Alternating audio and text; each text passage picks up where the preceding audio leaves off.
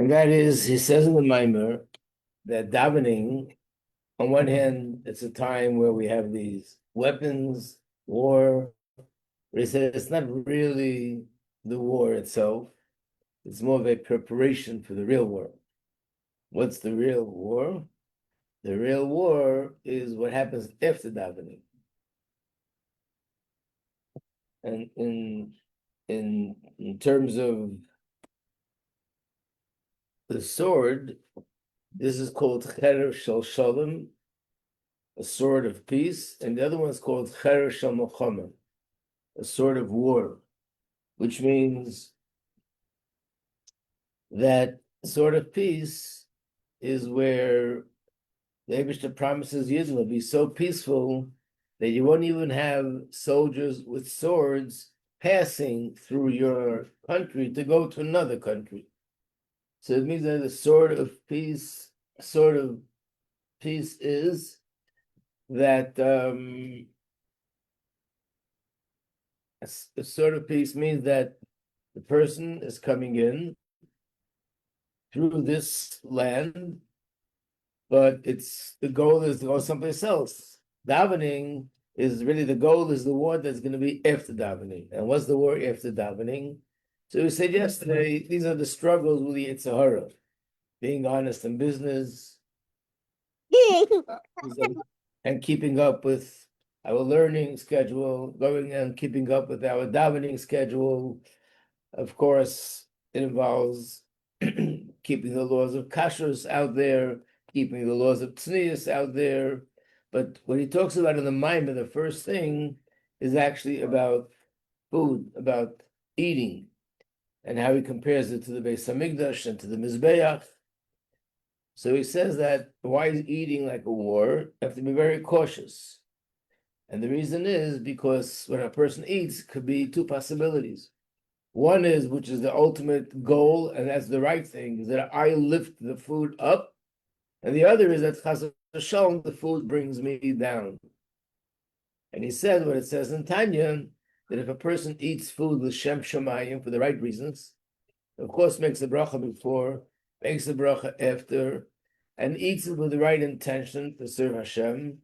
By doing that, the spark in the food gets elevated, and this spark that's elevated, I absorb it. So actually, I become stronger, not only physically, but spiritually because of the food that I ate.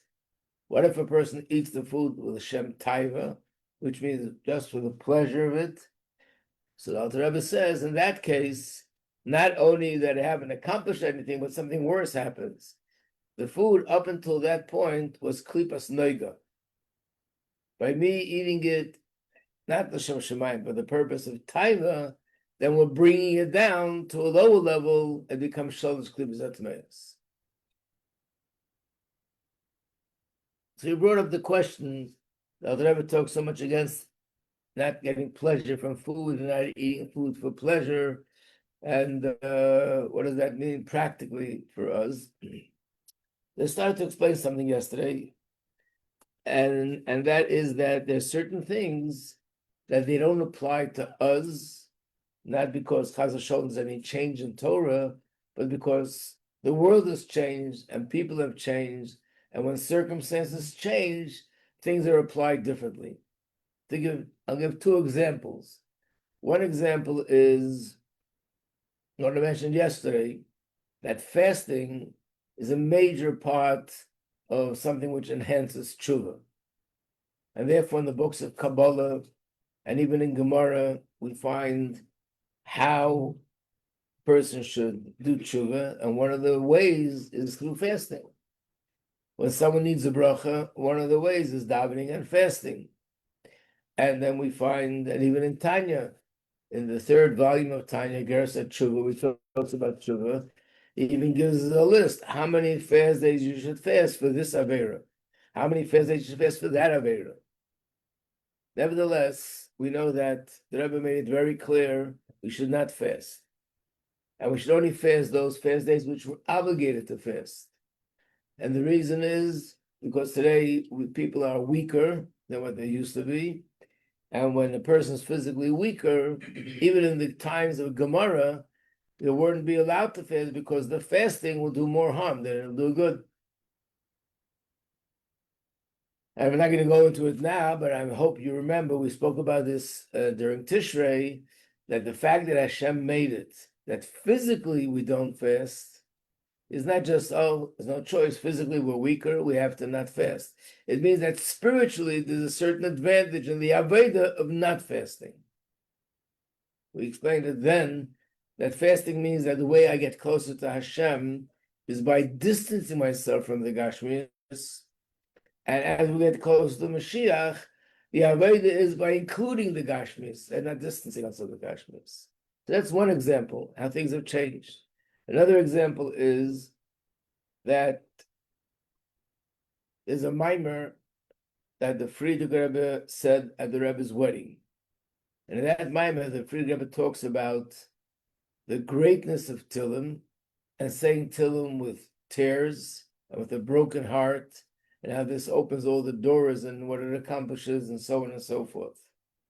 When the Rebbe once spoke about this mimer, repeated what it said in the mimer of the Frierdiker Rebbe, how amazing it is when people say Tillim with a broken heart and with tears. The Rebbe added, but today, that's not the way we go about it. Today, the Aveda is with Simcha. The Aveda is trach good, but zayin good, to think positive, and not through tears and through a broken heart. But it's in the mimer how amazing it is. And today is different. It's a different kind of Aveda. Today, the Aveda is more through Simcha. So the same thing is here.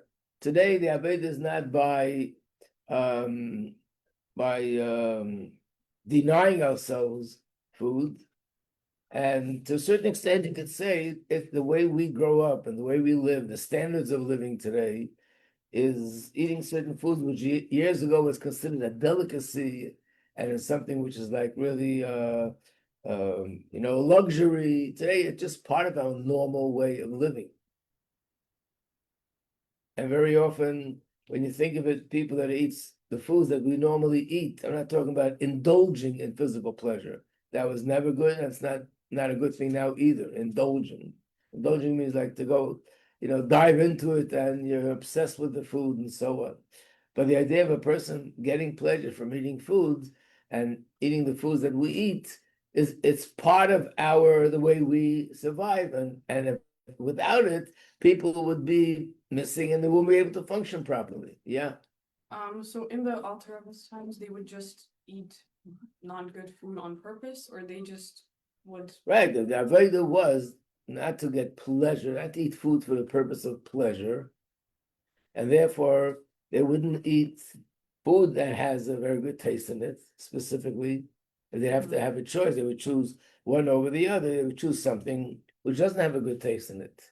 But today, if we would be eating foods without a taste in it, it would be like we'd be fasting. I'm saying the idea is the same.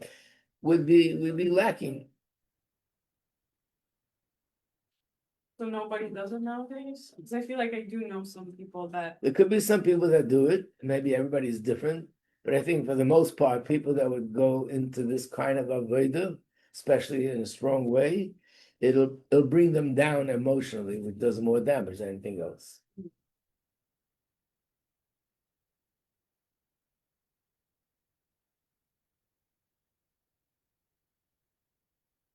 Sometimes something happens and you get into a very bad mood.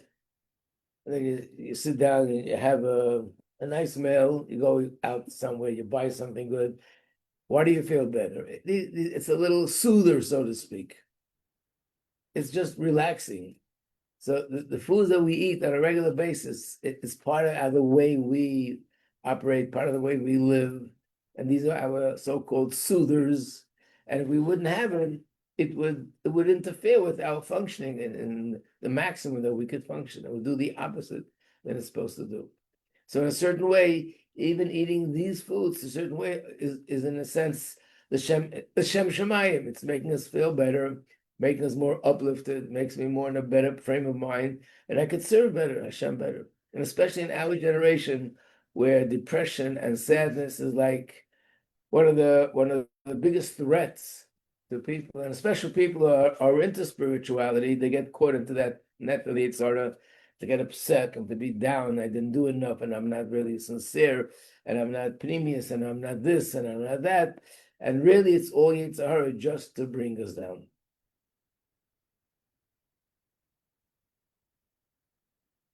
So again, let's make a line between this and people who indulge in Gashmizdika food, which is, like I once heard somebody say, I would walk 10 miles to go to that restaurant. That's another madrega already, that you're going out of your way and you're searching where's the best, most tastiest food in the planet that I can go to, and it costs a lot of money. And because of that, I don't have money to pay for other things in life that are essentials. Things like that, where people are obsessed with food, or husband and wife, the husband get into a rage because the wife didn't prepare the delicacy that he wants. That means that you're going overboard, of course. But the general idea that people eat food and there was certain Hasidim that used to put salt on the food, a lot of it, so it would be bitter, they wouldn't feel the taste. If we would do that, not feel any taste in food, we would be deficient.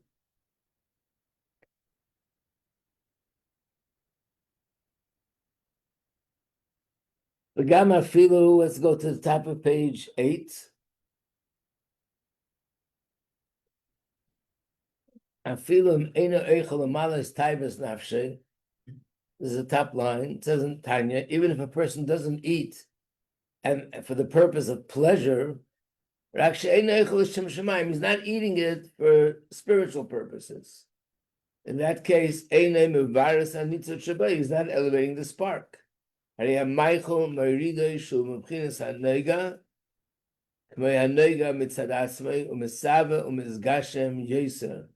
a person eats food and not for the right reasons, even if he's not eating it because he wants taiva, it just has nothing to do with Hashem, then basically by the mere fact that I'm depending on the food. Like I said yesterday, the food becomes my mashpia, and I become the recipient. In a sense, it brings me down, makes me more coarse. It says in Gemara, Am ha'aretz asur lechol basar.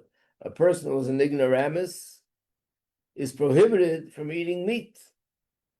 What does that mean? Being that he can't elevate the meat because he doesn't have that spiritual place in him to elevate meat. The food brings him down. So that means that when I'm sitting down by the table to eat, based on this, that is going into some sort of a confrontation. Will the food bring me down, or will I lift the food up? And that's what the Zohar says, that we eat bread with the sword. Really, achila, eating, is shema keilu, the whole tzorke agul adam.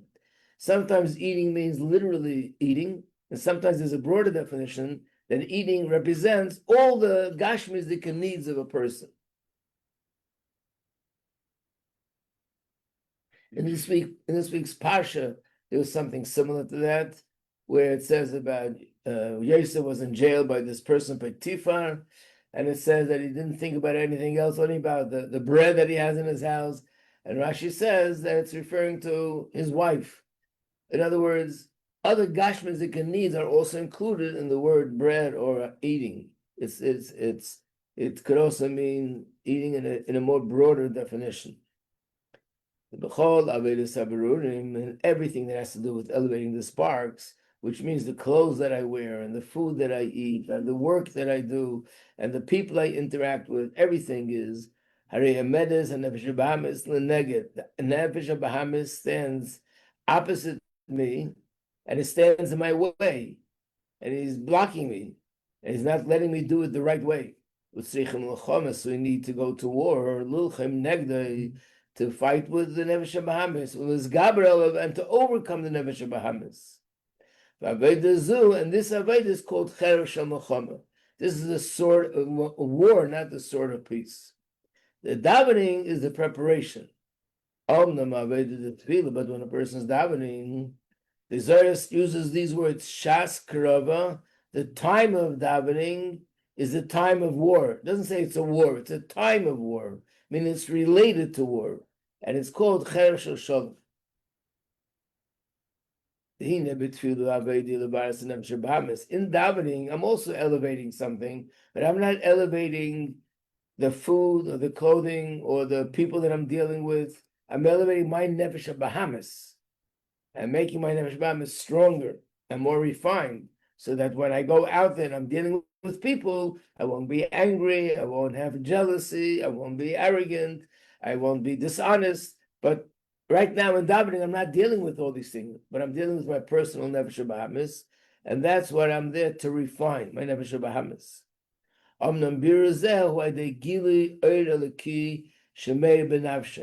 do I elevate my nefesh Bahamas during davening? Because during davening, there's a certain godly light that's shining.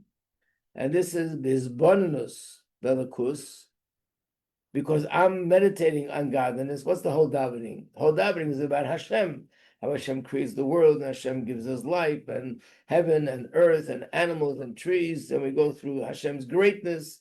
So because the person thinks about Hashem's greatness, and this godly light is shining, so that light helps elevate the Nefesh Bahamas. That's number one.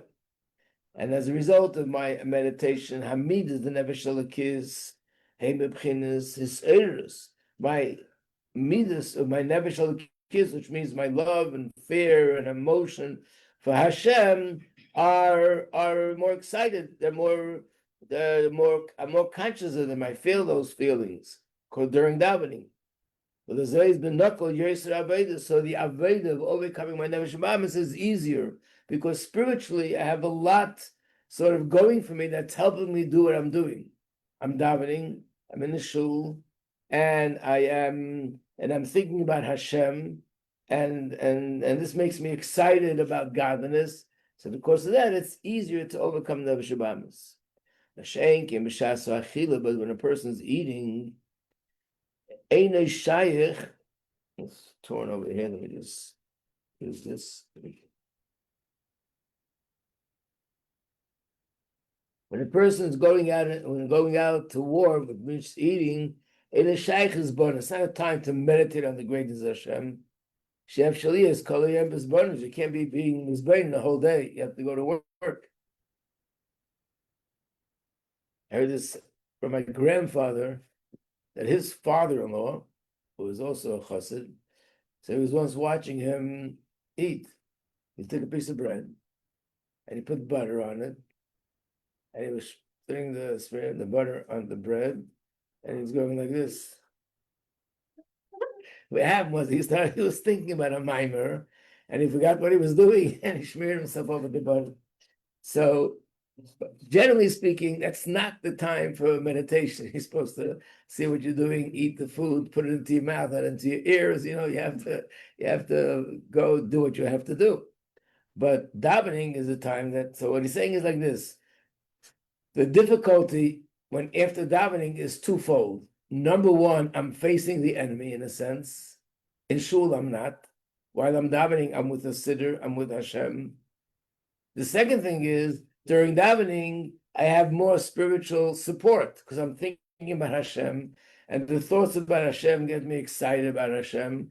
So it helps me overcome my Nefesh Bahamas. When I'm out there, I'm not mizbein, I'm not meditating on Hashem. So basically, I'm lacking in two directions. Number one, I don't have that spiritual support, and number two, I'm actually dealing with the actual klipa, not like davening where I'm preparing for the klipa. There was once a Fabrengen, and they were singing a very famous Chassidish song, which you might know. It's with Yiddish words: Essen essich, schlafen schlafsich, was the lachtan, was on the tongue, so daven sich nicht. It's a Chassidish nigun, and the words are: how come when it comes to eating, it just goes natural? When it comes to sleeping, it goes natural. When it comes to davening, we have to make an effort that it should take place. So the Rebbe says we're sitting by Fabrengen, singing Chassidish Negunim, talking about these all spiritual things, and that's when we're singing Es and Esther. We should be singing that while we're eating, not now when we're here by Fabrengen. But then the Rebbe said it's like Yom Kippur. Yom Kippur is the holiest day of the year. We're sitting in shul, we're wearing a kippur, wearing a talis, and we go al chet for the Averis. No, when you're out there and you're confronted with all these challenges, that's when you should be saying Al Chet. But the answer is, and that's the answer in the Mamar also. On the contrary, dafka because I'm in shul, dafka because I'm davening, and because now I'm thinking about Hashem. So now I have more spiritual energy. So now is the time to get the strength to be able to overcome the Yitzhara in the future. Later, it's going to be harder because later I don't have circumstances which give me so much support. Let's see the words inside. So first of all, during davening, you can be thinking about Hashem.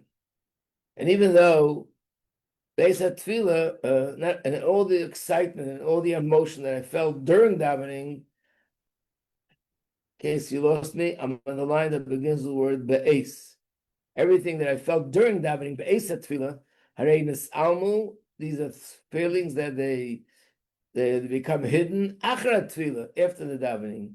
There's some impression left from the davening. There's a certain minimal feeling that lingers on after the davening, but for the most part, the inspiration, the uplifting feeling that I felt during davening, now it's over. And the second thing is that after davening, I'm actually dealing with the physical object, which is a challenge. While I'm davening, he's distant and separated from this physical thing. Again, whether it's food or whether it's another kind of test, the actual test is in the street, not in the time that I'm davening. Right now, I'm dealing with my Nefesh Bahamis, which is also not godly, it's Klipas Noiga. Nefesh Bahamis is something more spiritual. But when you're dealing with the actual food or money or issues of tznius, you're dealing with an actual physical thing that's making the challenge much greater.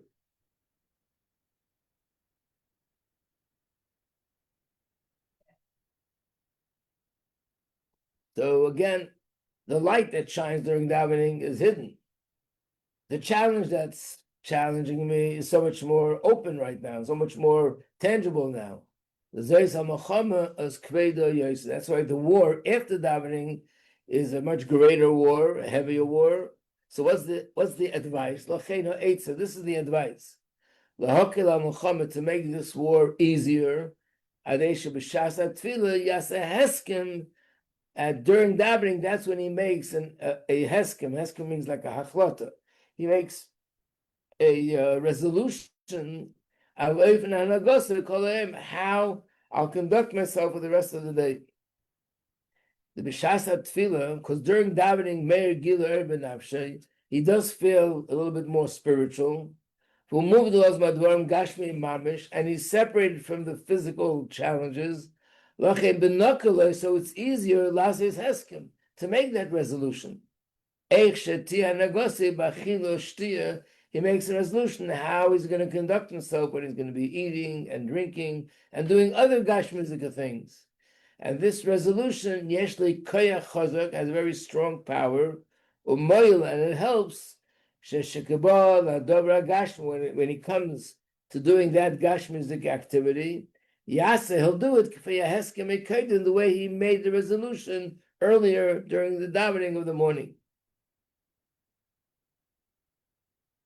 Just like the Rebbe always tells us that if Farbrengen, people have a Farbrengen, they're singing a nigun, the person says something and people are inspired, but let's not let the inspiration fly away and fade away.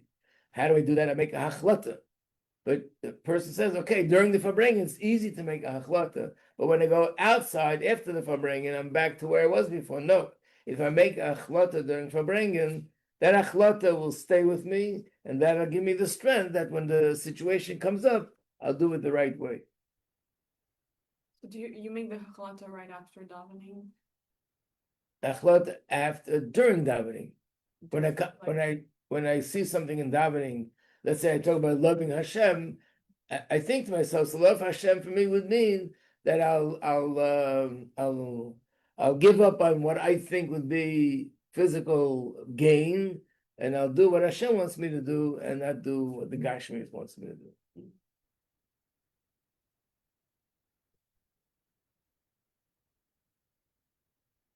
again, it doesn't mean that a whole during davening, I'm thinking about what I'm going to do later after davening. During davening, I should focus on that, on Hashem and my relationship with Hashem. But where I can bring it in, I should bring some sort of conclusion. And therefore, I'm going to be strong in this area. It's also brought down, the Rebbe brings it often from the Mittler Rebbe, that when a person makes a hachlata, it shouldn't be general hachlata. Like you make a hachlata, li neder, after davening, I'm going to be stronger in my ruchnius. That's not going to get me very far. Because then when a little test comes up, I'm going to say to myself, okay, I'll be stronger, but not in this area, in something else. And when something else comes up, not in that area, in a different area. But if I make hachlata about something specific, so if a person knows I have a challenge with food, I have a challenge with people, I have a challenge with anger, I have a challenge with honesty, then he says to himself, I make achlata, never again am I going to do this, what I did yesterday or the other day to another person. So it's more specific and it has strength to it because I made the achlata from davening. There's a term that the Rebbe used a gazillion times, and that's the word ubechein. And if that's the case, then what? It means anything I think about, anything I learn about, anytime I get inspired, I should say to myself, and therefore it should lead to something. So inspiration is like fire. Fire could give warmth, could give light, but if there's no wick, it'll fade away. It's going to be gone in no time. It has to be a wick. And the wick has to have oil. So the same thing here, the inspiration has to have a hachlata.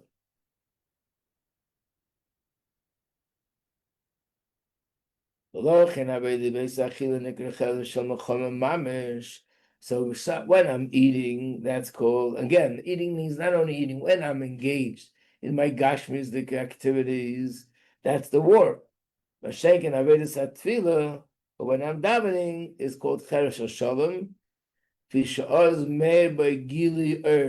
during davening, there's a certain divine light that's shining as a result of my davening. So I'm in a better place, I'm in a higher place. So it's easier for me to make these hachlatas, but then I have to hope that the hachlata stays with me later. If you remember, this is the same thing we talked about in Tishrei. Tishrei is a whole month where we're like on a high. Rosh Hashanah, Semei Tshuva, and Simcha Beis HaSheva, and then Shmini Atzeres, and Simchas Torah. And then we say the words, V'Yakov halach l'darkei. Which means, and now we got to take it into action. But the time to say those words is while I'm still on a high. Then I make the achlata. The problem sometimes is the opposite. To make a hachlata that's going to be practical. People are on such a high, they make hachlatas that are not practical. And then it doesn't work, and then you get disappointed. So you make a hachlata, even if it's something small, but as long as it's something new, like on a birthday. On a birthday, a person on a high. So a birthday, thank you Hashem. People come together, they sing the gunim, they give you brachas. So I make a hachlata, but sometimes people make a hachlata, okay, from now on I'm going to do the whole davening. Or from now on, I'm going to learn X amount of hours every day. And 2 days later, when the dust settles, suddenly, oh, this is tough. What happened? You made a hachlata, but I made a hachlata, which is not realistic. I always remember that there was once someone that said that when he was 15 years old, there was an older chassid, Rabbi Futafas, came to visit them in a classroom, and he was encouraging them to learn Tanya by heart. By Bochum, it's a big thing to learn Tanya by heart. And he said to them, they should learn, every day try to learn 2 lines. So he said, I sat down and I tried to calculate, so when will I finish if I do every day 2 lines? So he counted 1 page, how many lines there are, and then he saw how many pages there are, multiplied, let's say there are 100 pages times so many lines, so I'll be finished when I'm 18. Forget it. No. Then when he's 18, he said, could you imagine if I would have done that then? It's only 2 lines a day, so it's easier to remember. And by now, I'd have the whole thing. So it's better to take a smaller hachlata. I want to add another thing. It says in many places in Chassidus that the real pleasure a person gets is when they finish whatever they wanted to do. Which means if I start something, I don't finish it, you don't get the pleasure. Actually, there's an explanation in Chassidus. Pleasure is the highest thing in the spheres. Where is pleasure? In Kesser, right? Which one in Kesser? You remember? Atik and Arich. It's the deepest level in Kesser is pleasure. And that highest level is connected to Malchus, which is the 10th sphere. Meaning that when do I get pleasure? When I come to the Malchus, I come to the end. So you see, when a person has a project and they do this, that, but they never finished it, they're not gonna have pleasure. Right? They'll have maybe a little bit of pleasure. I'm sure it happened to everyone here in this room that sometimes you made a plan to do something and you actually did it. The other way it doesn't happen too often. But one day you actually did it. It's a certain pleasure. I had my to-do list and I made sure not to do too many things, just 3 things, and I actually did it. What if you make a to-do list of 20 things, you don't get that pleasure because I only did 5 out of 20. Even if I did 18 out of 20, I didn't finish my list. So the hachlata should always be something which is smaller and something which it's practical for me to achieve it. And then it gives us the pleasure that I completed what I wanted to. And that in itself is a strong incentive to go further to the next move.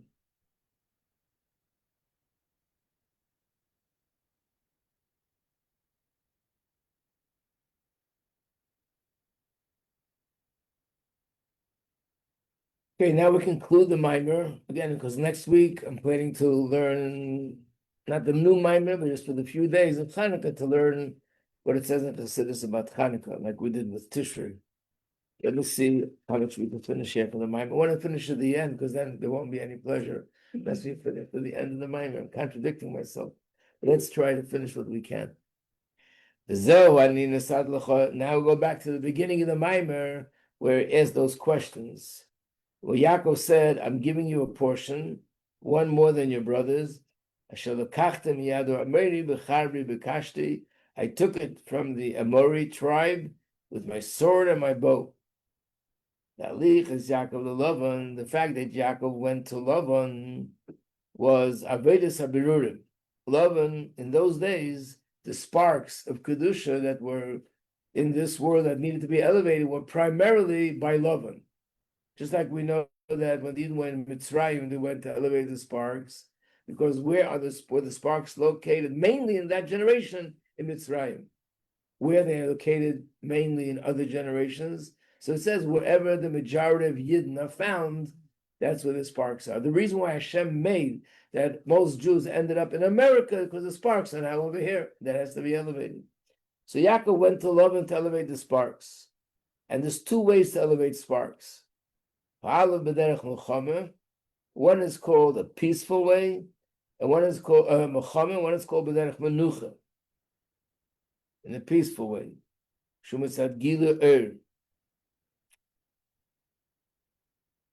This is something which, whether I like it or not, this needs more time to explain. But basically, the typical classical example to this would be Shabbos and during the week. During the week, we engage in Gashmizik activity. We do business, buying and selling, we're dealing with money, we're dealing with all the things that are out there in the Gashmizik world. And the purpose is to elevate the sparks. You know that on Shabbos, you're not allowed to do birur, which is to select one thing from another. Because Shabbos is a day that's very holy. And when it's a very holy day, you don't have to elevate the sparks. The holiness of the day in itself, that has the effect on the sparks sort of become drawn to it.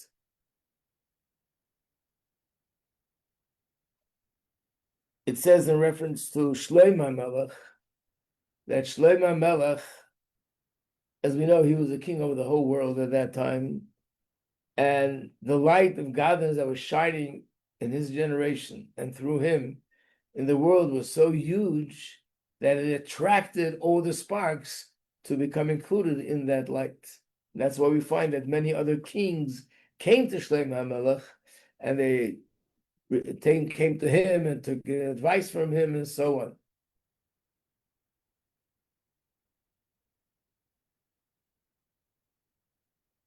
also in Tishrei, we mentioned this thing that there's such a thing that that when there's a big flame, if you have a torch, then a smaller flame or sparks get attracted to the big flame. So when there's a big light, then the sparks just get elevated sort of naturally. When there's a smaller light, then you have to engage in going to those sparks and elevating the spark itself. So one of them is called B'derech Menucha. In other words, I'm not dealing with the klipa. I'm dealing with kedusha, and by me dealing with kedusha, naturally the klipa is going to be elevated. The other one is going out to war, where I'm confronting the klipa and I'm fighting with the klipa, like Yaakov was fighting with Esau's angel until he overcame him.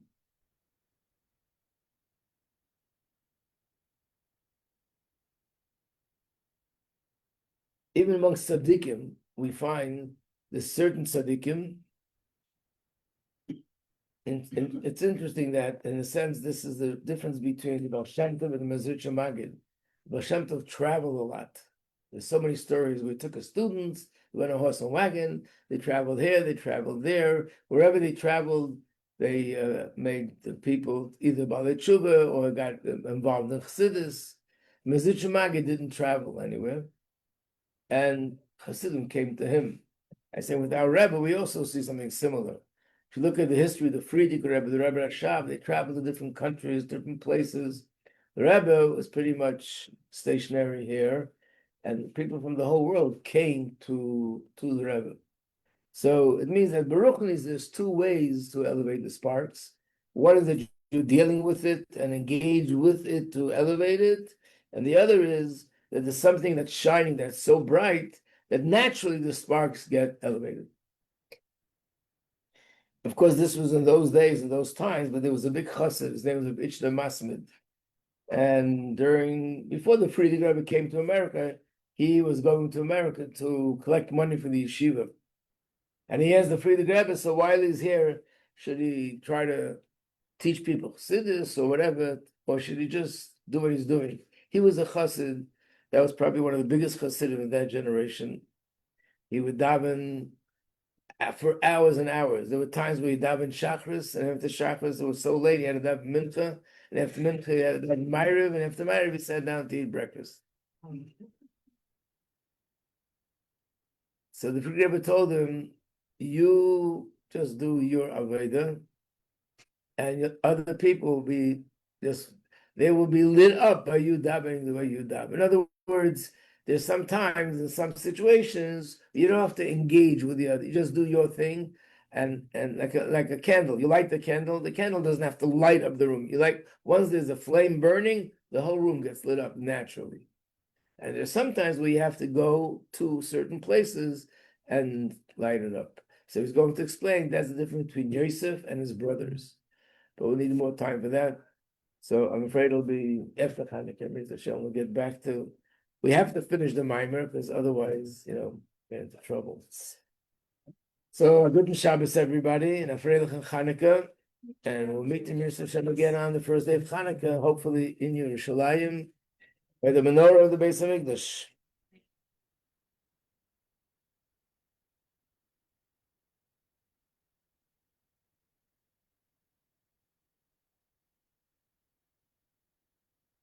Okay. Thank you. Good Shabbos.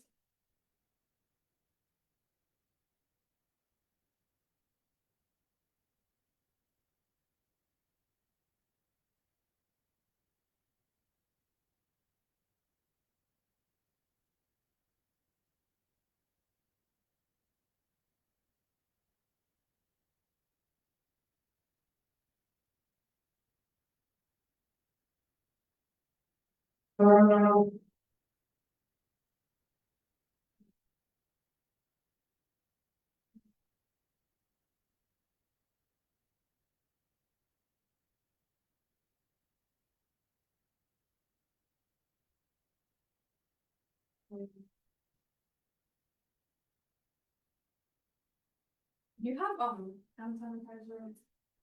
Actually, I do. Let me check. Also, do you know what that place is called on Kingston where you can like mail things? It's like post something. Okay,